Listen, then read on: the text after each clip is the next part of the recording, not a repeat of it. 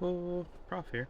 We're at work, and well, that mouse pad's not big enough.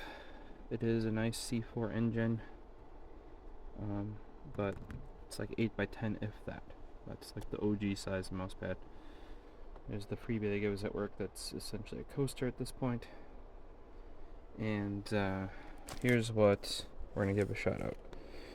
I never knew this existed. QCK Hard.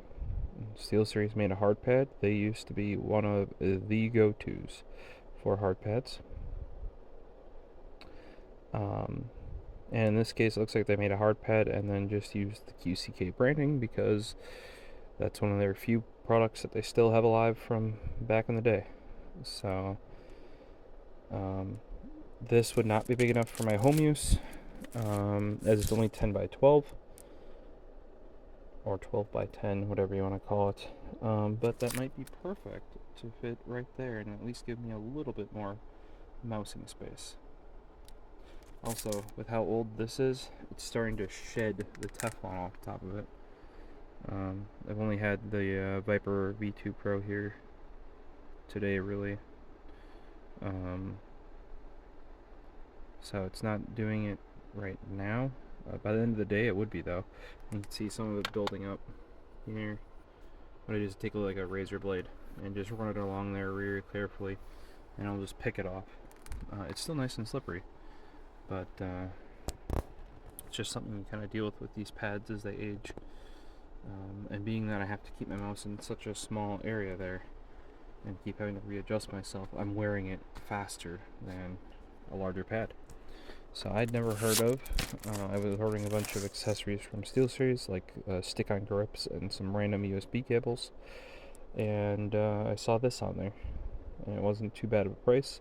Apparently it came out in 2018. Being that I like hard pads, you think I would have thought about it or heard about it, but we'll find out. So it's kind of opened up top already.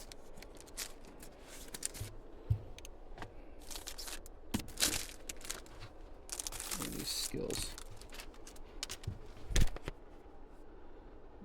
Knife. Tuck Jr.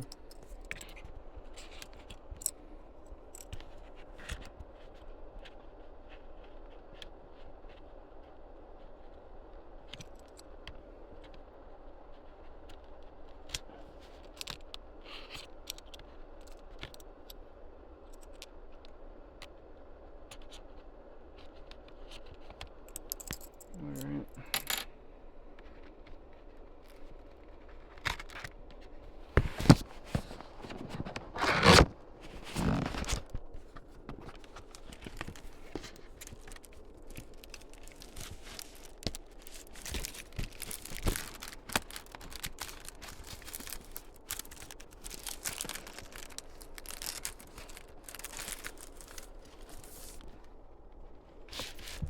There we go.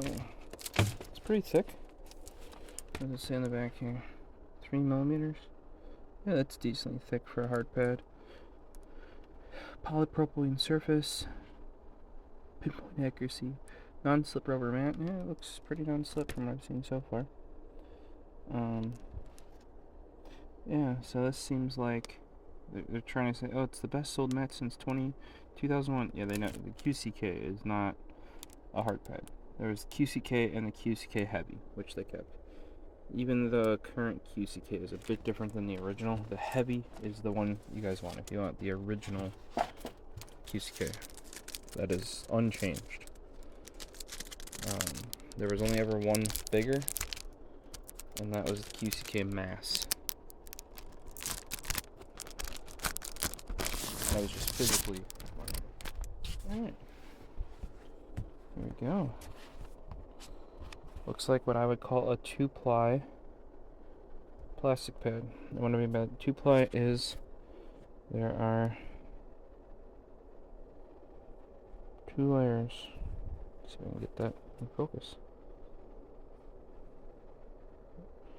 So you got your top layer and a bottom layer. Then you got the rubber pad. You don't count the rubber pad as a surface layer. And this shouldn't affect it, because if you can see, that's printed on a lower layer. So the top layer is just clear, and then underneath that is the black with the logo. Now, there is a chance that that could still mess up your tracking because that's high contrast. You want a consistent surface generally. So the whole thing was like checkerboard. That could be good. Some of the early ones were to help make the sensors, they have dots to make the sensors track better. In this case, that's not like that, and there's texture that can do that. So what I'm going to do is, because way under there is not all that useful, I'm going to put it like that.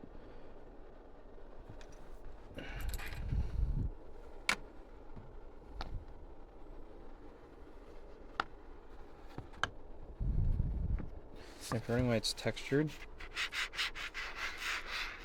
versus, I mean, this is actually way smoother. Listen. But it still has a texture because this is actually a fabric, right? And this is bumpy. The smoother it is, the slower it is. A lot of people think the smoother it is, the faster it is. You actually want those bumps because that'll reduce your friction. There's less of the, oh, that's fast. This is a light mouse, guys. Alright, well, I'll be rocking this for a while here because it fits pretty darn perfectly. I had my metal one of these. That's a 10x12 that I custom made as my original one. That's a stainless steel. But that I completely wore the surface out after all these years, and I still haven't had time to recover it. So I was using this temporarily, and that size is the issue. So never had a reason. I didn't know this hard pad existed before. I never had a reason to pick it up, so I'm gonna give it a shot.